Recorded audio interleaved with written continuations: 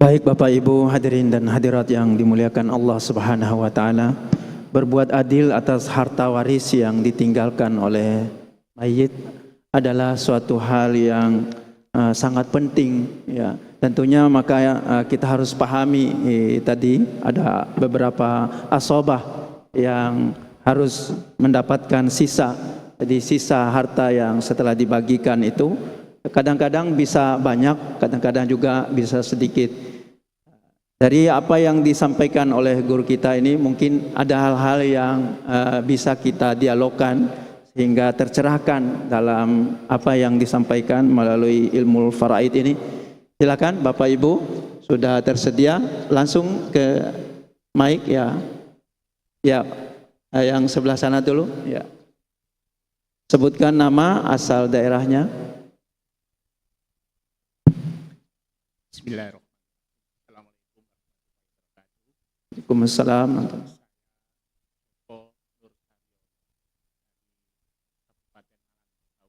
Panjen, alhamdulillah dalam perjalanan Masjid Agung Istiqlal. Profesi swasta. Setelah menyimak apa yang diuraikan Ustadz tadi, luar biasa. Islam membicarakan soal detail berkaitan dengan harta waris. Kalau itu harta benda bisa diwariskan, kira-kira piutang itu bisa enggak diwariskan? Selama ini warisan itu cuma dilihat harta, bukan piutang. Kalau hutang bisa diwariskan. Itu yang satu.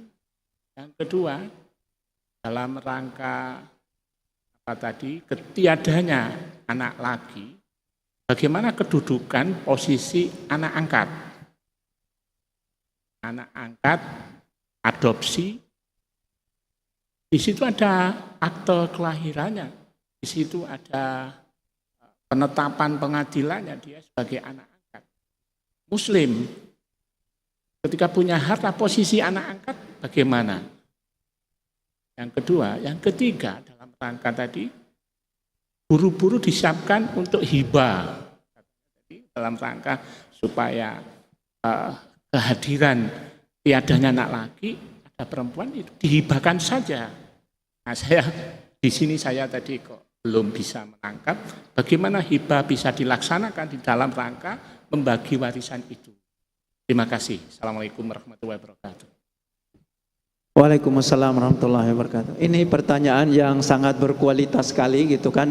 Mungkin untuk pertanyaan berikutnya kita tunggu dulu dari jawaban Kiai untuk pertanyaan yang sangat memberikan suatu pelajaran bagi kita. Ya silakan Kiai. Iya.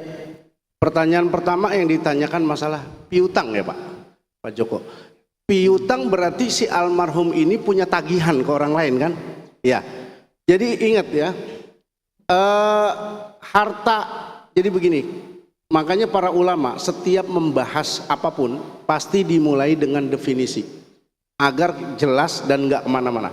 Yang namanya harta warisan itu adalah harta yang ditinggalkan oleh si pemiliknya meninggal sebelum dibagikan kepada siapapun.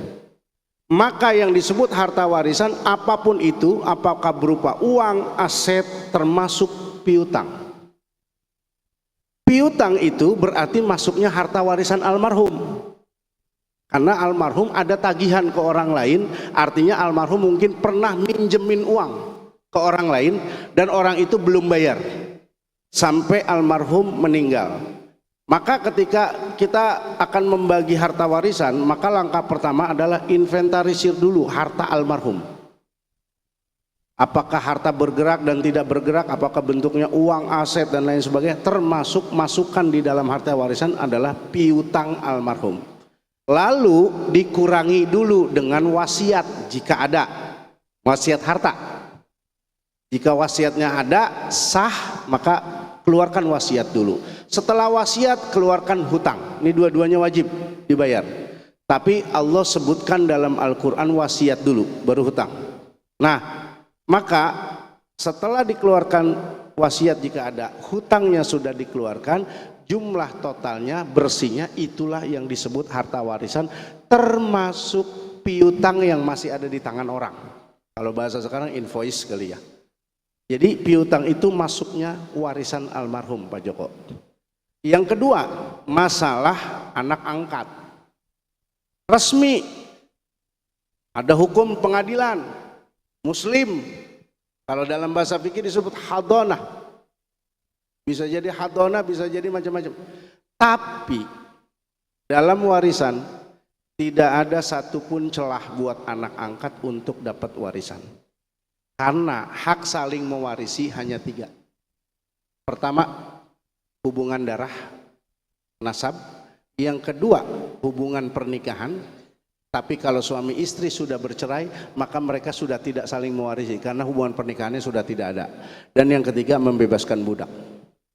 Maka anak angkat tidak dapat mewarisi harta orang tua angkatnya. Nah, sebaiknya bagi kita yang mengadopsi anak, maka sebelum kita meninggal, tolong berikan, hibahkan kepada anak angkat. Karena mereka ketika nanti kita meninggal, mereka tidak akan dapat waris dari kita. Itu, ya. Jadi anak angkat tidak ada kemungkinan dapat waris, Pak. Yang ketiga, tadi saya katakan bagi yang belum punya anak laki-laki, kalau khawatir terjadi perselisihan nanti, dan tadi saya sudah katakan banyak contoh nyata yang datang ke rumah saya untuk minta solusi hitung warisan, itu yang konflik rata-rata paman atau tante dengan keponakan perempuan karena tidak ada anak laki-laki.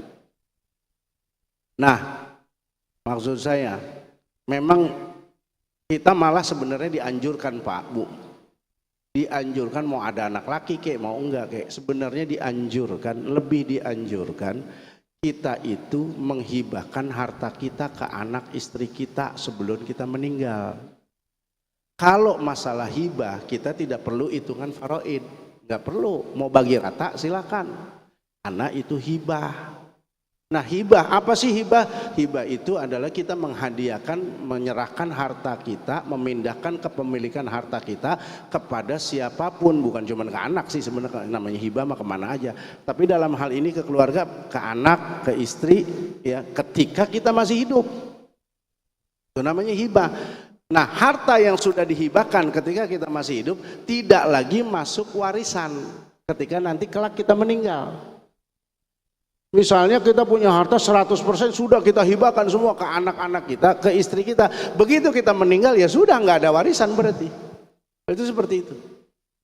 Nah, terus langkah berikutnya biar lebih safe, biar lebih aman tentunya dalam masalah hibah itu juga ya urus juga legal formalnya, jangan cuma di lisan. Misalnya kita datang ke notaris.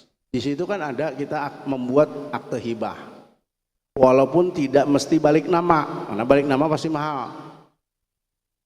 Hibahkan saja dengan surat yang ditandatangani oleh notaris dan lain atau PPAT maaf, itu dengan surat resmi agar di kemudian hari ketika kita meninggal semua sudah kuat hukumnya. Jangan cuma lisan. Nanti saudara-saudara kita ketika kita meninggal nuntut ke anak kita, mana bagian saya? Oh sudah dihibahkan sama ayah saya, mana buktinya? Itu kan akan jadi masalah. Itu. Tapi ini hanya anjuran Pak, tidak mesti ya, silakan saja. Ya, bagi yang masih belum punya anak laki-laki. Tapi ketika nanti kita punya anak laki-laki, ya insya Allah kalau anak laki-laki kita panjang umur, kita meninggal duluan, maka anak laki-laki itu pasti menghalangi bagian saudara-saudara kita. Dan biasanya kalau begitu mah aman. Kalau antar anak tinggal dibagiin aja nanti. Ya, begitu Pak Joko ya. Sudah bisa dipahami ya, terutama yang ketiga. Ya, terima kasih Pak Joko dari Malang yang memang memberikan suatu solusi ketika dicerahkan oleh guru kita ya. Yang lain mungkin ya, silakan Pak ya, ini dulu ya.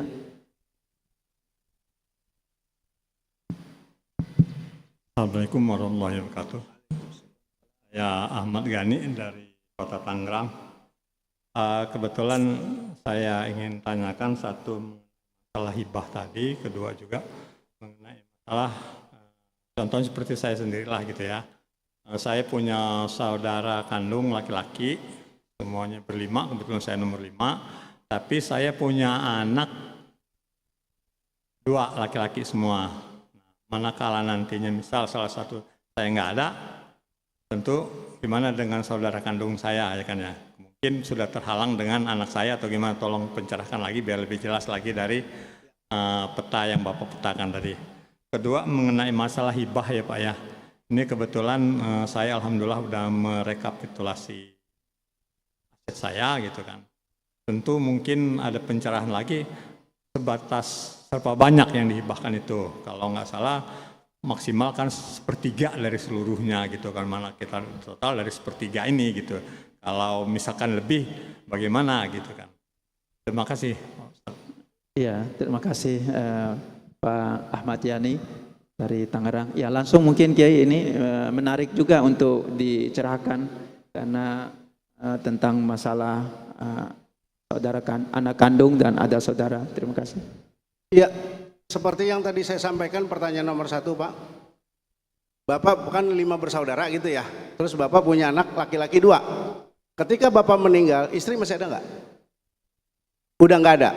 Ketika Bapak nggak meninggal kelak, itu udah selesai harta Bapak buat anak laki-laki aja semuanya. Karena anak laki-laki itu ngambil sisa. Dan bagaimana dengan saudara-saudara Bapak yang lain? Nggak dapet. Nah itu hebatnya anak laki-laki ya, posisinya dalam warisan itu sangat menentukan. Jadi udah ketika nanti Bapak meninggal, ya sudah harta Bapak tinggal dibagi 2 sama anak Bapak itu. Selesai. Nah, adapun masalah hibah, ini saya luruskan, maaf Bapak salah paham. Yang 1/3 itu bukan hibah, itu wasiat. Hukum wasiat paling banyak 1/3 kata Nabi. Kalau lebih dari 1/3 maka harus persetujuan para ahli waris. Itu wasiat harta. Adapun hibah, kan hibah dibagikan ketika kita masih hidup. Sekarang yang kita bicarakan apakah kita akan menghibahkan harta kita semua kepada anak istri kita? Ya terserah kita sebagai pemilik harta. Bagaimana bagiannya dan seberapa yang harus dihibahkan, 100% pun tidak masalah. Kan biasanya begini nih, orang tua tuh kalau orang Betawi ya suka begini nih. Ini dia udah tua misalnya, ini semua rumah aset segala macam saya hibahkan kepada kalian, tapi rumah ini masih saya tempatin sampai saya meninggal, misalnya begitu. Itu udah cukup sebenarnya bahasa hibah, penyerahan harta. Tapi ingat, harus dilengkapi kalau bisa dengan legal formal. Karena apa? Rawan dibantah kalau cuma lisan, apalagi nggak ada saksi. Lebih baik ribet sekarang. Kita datang ke notaris, kita bilang, ini Pak Notaris, saya akan menghibahkan semua harta saya kepada anak-anak saya. Tinggal didata, KTP-nya dikumpulin, nanti dibikinin surat khusus bahwa kita sudah menghibahkan. Itu. Mau 100% nggak ada masalah Pak. Terserah Bapak mau bagi rata tuh 2 anak bisa. Bapak mau bagi rata misalnya bagi 60-40 ya terserah, itu sih namanya hibah. Ya. Jadi tidak ada masalah. Adapun tadi Bapak nggak usah khawatirin masalah saudara-saudara Bapak, karena jika masih ada anak laki-laki, kecuali nauzubillah ternyata anak laki-laki Bapak ini dua-duanya meninggal duluan sebelum Bapak, maka saudara-saudara Bapak itu yang dapat menggantikan anak-anak Bapak ini. Itu ya Pak Ahmad Yani. Sudah terjawab ya, insya Allah. Ya, bagus juga Bapak langsung menghibahkan ya. Terima kasih. Menarik juga ini. Ya, mungkin ya, yang terakhir kali ya, karena terbatasnya waktu. Ya, silakan Pak. Ya.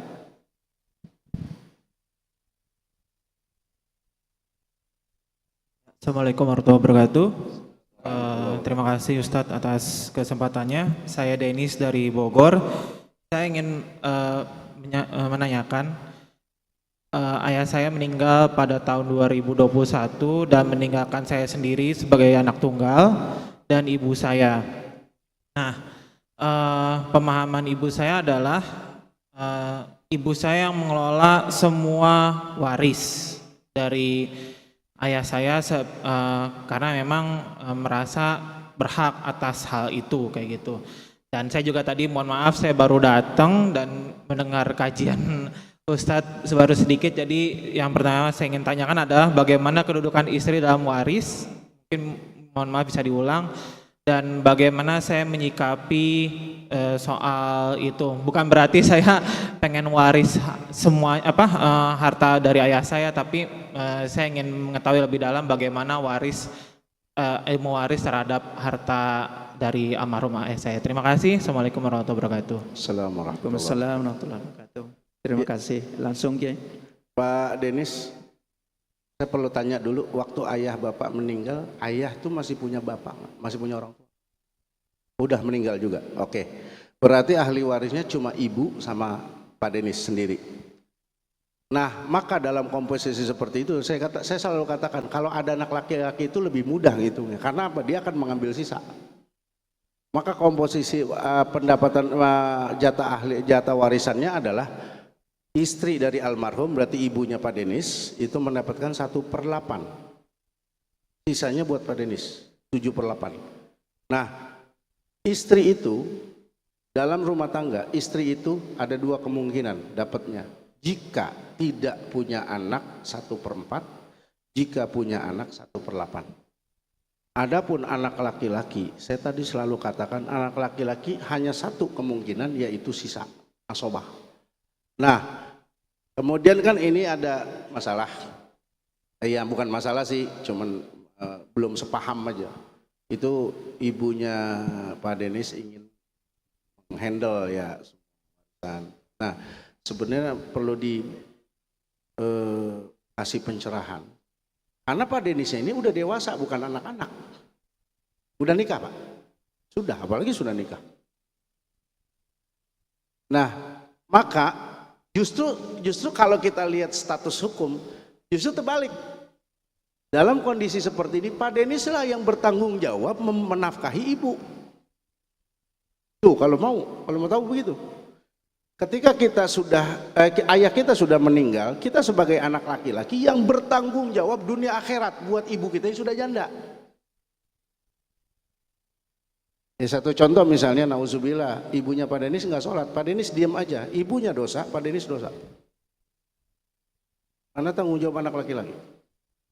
Nah, termasuk masalah nafkah. Nah, tolong kasih pencerahan. Yang namanya warisan itu kita udah bahas di awal dulu.